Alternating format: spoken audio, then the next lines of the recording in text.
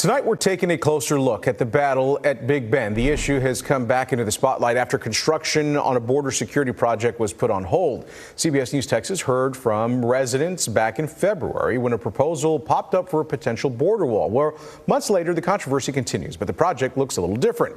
Our media partners at Texas Monthly have also been following this story for months now.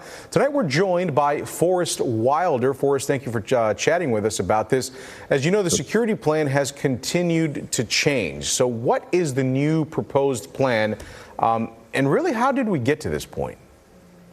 Yeah, it's been a confusing turn of events. It's all started back in October, and there have been a number of zigs and zags in this plan. And remember, this encompasses a huge region, far west Texas, the Big Bend region, from El Paso all the way to Del Rio.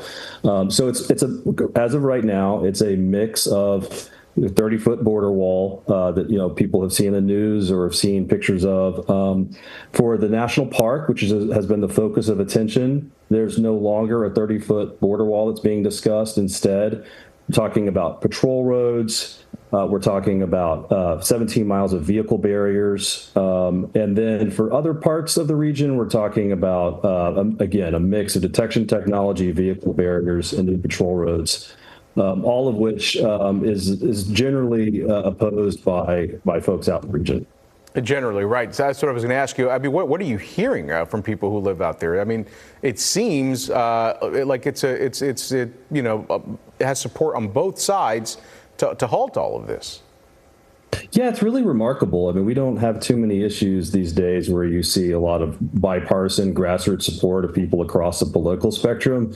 This is an exception to that. You have every border sheriff out there who, Republicans and Democrats, who said this isn't necessary for border security. And then you have a lot of folks of various political persuasions that live in the area or love the area, because Big Bend is almost like a sacred place to a lot of Texans who've been to the national park or the state park.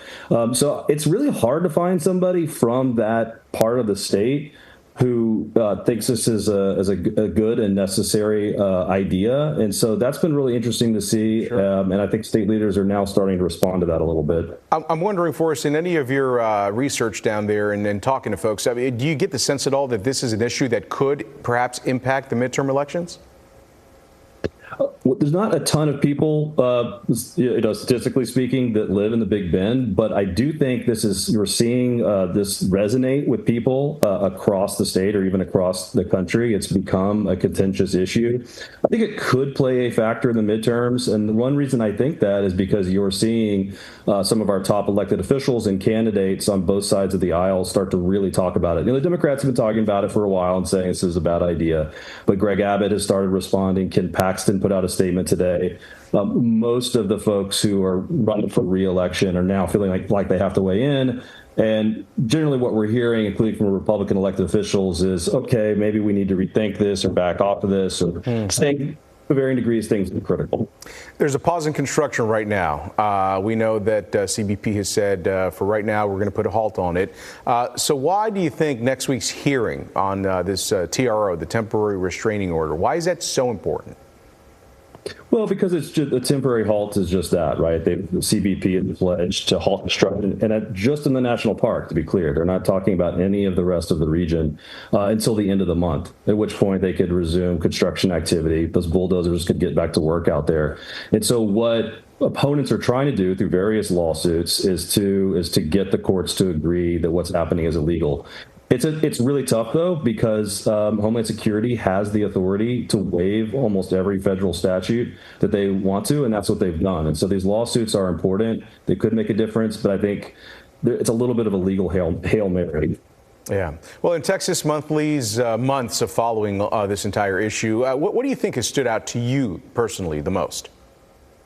That's a great question. I mean, honestly, I think it's just the silver lining here has been to see how much people really love this place and care about this place. Mm-hmm. I mean, Big Bend is, I think, what Texans think of when they think of the sort of mythology of Texas: wide open spaces, the great frontier.